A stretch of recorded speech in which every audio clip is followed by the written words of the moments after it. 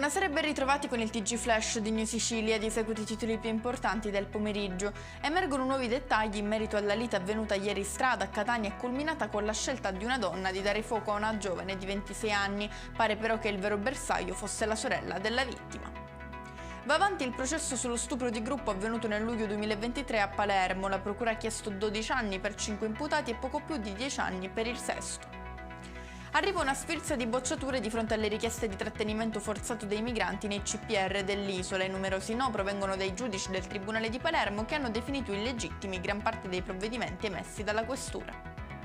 Passiamo all'emergenza siccità a Caltanissette, in merito alla quale la consigliera di opposizione Annalisa Petitto ha lanciato un appello urgente. Si chiede l'intervento della Protezione Civile Nazionale e dell'Esercito perché se da soli non ce la facciamo qualcuno deve aiutarci, ha dichiarato la consigliera.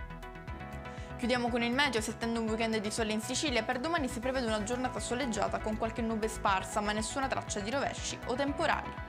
E con questo è tutto, prossimo appuntamento domani alle 13:30. Grazie per averci seguito, arrivederci.